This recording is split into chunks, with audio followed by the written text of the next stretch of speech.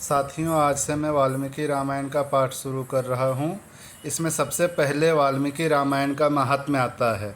मैं आज वाल्मीकि रामायण के महात्म्य का प्रथम अध्याय का पाठ कर रहा हूँ, जिसमें ऋषियों ने सूत जी से प्रश्न किया है कि जब कलिकाल में सारे साधन नष्ट हो जाएंगे मनुष्य के कल्याण के, तो कल्याण के लिए क्या साधन रह जाएगा। और उसमें सूत जी ने वाल्मीकि रामायण के महात्म्य का प्रारंभ किया है। अब प्रथम अध्याय सुनिए। सीतारामचंद्राभ्याम नमः। श्रीमद् वाल्मीकि रामायण महात्म्य प्रथमोध्याय। श्री रामचंद्र जी समस्त संसार को शरण देने वाले हैं। श्री राम के बिना दूसरी कौन सी गति है। श्री राम कलयुग के समस्त दोषों को नष्ट कर देते हैं, अतः श्री रामचंद्र जी को नमस्कार करना चाहिए। श्री राम से काल रूपी भयंकर सर्प भी डरता है। जगत का सब कुछ भगवान श्री राम के वश में है। श्री राम में मेरी अखंड भक्ति बनी रहे। हे राम, आप ही मेरे आधार हैं। चित्रकूट में निवास करने वाले भगवती लक्ष्मी सीता के आनंद निकेतन और भक्तों को अभय देने वाले परमानंद स्वरूप भगवान श्री रामचंद्र जी को मैं नमस्कार करता हूँ।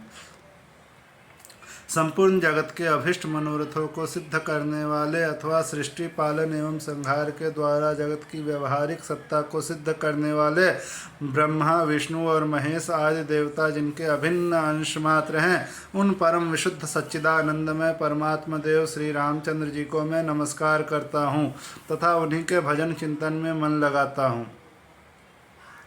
ऋषियों ने कहा, भगवान आप विद्वान हैं, ज्ञानी हैं। हमने जो कुछ पूछा था वह सब आपने हमें भली भांति बताया है। संसार बंधन में बंधे हुए जीवों के दुख बहुत हैं। इस संसार बंधन का उच्छेद करने वाला कौन है। आपने कहा है कि कलयुग में वेदोक्त मार्ग नष्ट हो जाएंगे। अधर्म परायण पुरुषों को प्राप्त होने वाली यातनाओं का भी आपने वर्णन किया है। घोर कलयुग आने पर जब वेदोक्त मार्ग लुप्त हो जाएंगे, उस समय पाखंड फैल जाएगा। यह बात प्रसिद्ध है।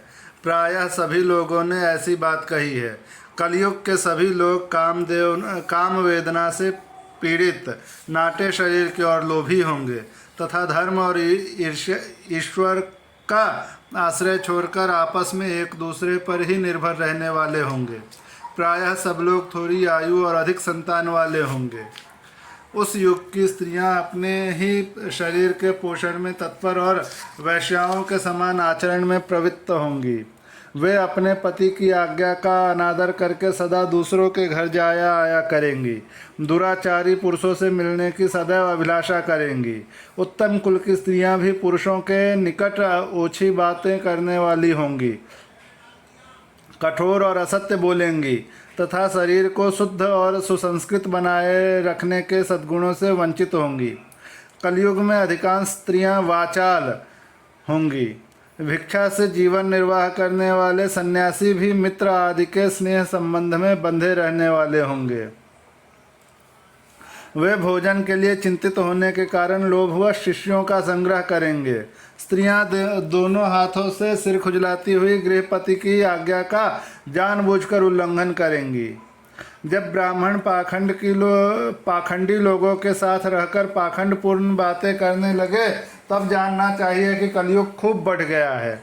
ब्राह्मण इस प्रकार घोर कलयुग आने पर सदा पाप परायण रहने के कारण जिनका अंतःकरण शुद्ध नहीं हो सकेगा, उन लोगों की मुक्ति कैसे होगी। धर्मात्माओं में श्रेष्ठ सर्वज्ञ सूत जी, देवाधिदेव देवेश्वर जगतगुरु भगवान श्री रामचंद्र जी इस प्रकार संतुष्ट हों, वह उपाय हमें बताइए। मुनिश्रेष्ठ सूत जी, इन सारी बातों पर आप पूर्ण रूप से प्रकाश डालिए। आपके सूचनामृत का पान करने से किसको संतोष नहीं होता है। सूतवाच। सूत जी ने कहा, मुनिवरों, आप सब लोग सुनिए। आपको जो सुनना अभिष्ट है वह मैं बताता हूँ। महात्मा नारद जी ने सनत कुमार को जिस रामायण नामक महाकाव्य का गान सुनाया था, वह समस्त पापों का नाश और दुष्ट ग्रहों की बाधा निवारण करने वाला है। वह संपूर्ण वेदार्थों की सम्मति के अनुकूल है। उससे समस्त दुस्वप्नों का नाश हो जाता है। वह धन्यवाद के योग्य तथा भोग और मोक्ष रूप फल प्रदान करने वाले हैं। उसमें भगवान श्री रामचंद्र जी की लीला कथा का वर्णन है। वह काव्य अपने पाठक और श्रोताओं के लिए समस्त कल्याणमयी सिद्धियों को देने वाला है। धर्म, अर्थ, काम और मोक्ष इन चारों पुरुषार्थों का साधक है, महान फल देने वाला है। वह अपूर्व काव्य पुण्यमय फल प्रदान करने की शक्ति रखता है। आप लोग एकाग्रचित्त होकर इसे श्रवण करें। महान पातकों अथवा संपूर्ण उपपातकों से युक्त मनुष्य भी उस ऋषि प्रणीत दिव्य काव्य का श्रवण करने से शुद्धि प्राप्त कर लेता है। संपूर्ण जगत के हित में साधन में लगे रहने वाले जो मनुष्य सदा रामायण के अनुसार बर्ताव करते हैं, वे ही संपूर्ण शास्त्रों के मर्म को समझने वाले और कृतार्थ हैं। विप्रवरो, रामायण धर्म, अर्थ, काम और मोक्ष का साधन तथा परम अमृत रूप है। अतः सदा भक्ति भाव से उसका श्रवण करना चाहिए। जिस मनुष्य के पूर्व जन्मोपार्जित सारे पाप नष्ट हो जाते हैं, उसी का रामायण के प्रति अधिक प्रेम होता है। यह निश्चित बात है। जो पाप के बंधन में जकड़ा हुआ है, वह रामायण की कथा आरंभ होने पर उसकी अवहेलना करके दूसरी निम्न कोटि की बातों में फंस जाता है। उन असत गाथाओं में अपनी बुद्धि के आसक्त होने के कारण वह तदनुरूप ही बर्ताव करने लगता है। इसलिए द्विजेंद्रगण, आप लोग रामायण नामक परम पुण्यदायक उत्तम काव्य का श्रवण करें, जिसके सुनने से जन्म, जरा और मृत्यु के भय का नाश हो जाता है तथा श्रवण करने वाला मनुष्य पाप दोष से रहित हो अच्युत स्वरूप हो जाता है। रामायण काव्य अत्यंत उत्तम, वर्णनीय और मनोवांछित वर देने वाला है। वह उसका पाठ और श्रवण करने वाले समस्त जगत को शीघ्र ही संसार सागर से पार करा देता है। उस आदि काव्य को सुनकर मनुष्य श्री रामचंद्र जी के परम पद को प्राप्त कर लेता है। जो ब्रह्मा, रुद्र और विष्णु नामक भिन्न भिन्न रूप धारण करके विश्व की सृष्टि, संहार और पालन करते हैं, उन आदिदेव परमोत्कृष्ट परमात्मा श्री रामचंद्र जी को अपने हृदय मंदिर में स्थापित करके मनुष्य मोक्ष का भागी होता है। जो नाम तथा जाति आदि विकल्पों से रहित कार्य कारण से परे सर्वोत्कृष्ट वेदांत शास्त्र के द्वारा जानने योग्य एवं अपने ही प्रकाश से प्रकाशित होने वाला परमात्मा है, उसका समस्त वेदों और पुराणों के द्वारा साक्षात्कार होता है। इस रामायण के अनुशीलन से भी उसी की प्राप्ति होती है।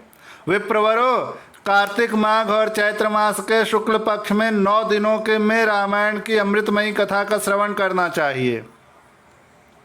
जो इस प्रकार श्री रामचंद्र जी के मंगलमय चरित्र का श्रवण करता है, वह इस लोक और परलोक में अपनी समस्त उत्तम कामनाओं को प्राप्त कर लेता है। वह सब पापों से मुक्त हो अपनी 21 पीढ़ियों के साथ श्री रामचंद्र जी के उस परम धाम में चला जाता है, जहाँ जाकर मनुष्य को कभी शोक नहीं करना पड़ता। चैत्र, माघ और कार्तिक के शुक्ल पक्ष में परम पुण्यमय रामायण कथा का नवाह पारायण करना चाहिए तथा 9 दिनों तक इसे प्रयत्न पूर्वक सुनना चाहिए। रामायण आदि काव्य है, यह स्वर्ग और मोक्ष देने वाला है। अतः संपूर्ण धर्मों से रहित घोर कलयुग आने पर 9 दिनों में रामायण की अमृतमयी कथा को श्रवण करना चाहिए। ब्राह्मणों, जो लोग भयंकर कलिकाल में श्री राम नाम का आश्रय लेते हैं, वे ही कृतार्थ होते हैं। कलयुग उन्हें बाधा नहीं पहुंचाता। जिस घर में प्रतिदिन रामायण की कथा होती है, वह तीर्थ रूप हो जाता है। वहां जाने से दुष्टों के पापों का नाश होता है। तपोधनों, इस शरीर में तभी तक पाप रहते हैं जब तक मनुष्य श्री रामायण कथा का भली भांति श्रवण नहीं करता। संसार में श्री रामायण की कथा परम दुर्लभ ही है। जब करोड़ों जन्मों के पुण्यों का उदय होता है, तभी उसकी प्राप्ति होती है। श्रेष्ठ ब्राह्मणों, कार्तिक, माघ और चैत्र के शुक्ल पक्ष में रामायण के श्रवण मात्र से राक्षस भावापन्न सौदास भी शाप मुक्त हो गए थे। सौदास ने महर्षि गौतम के शाप से राक्षस शरीर प्राप्त किया था।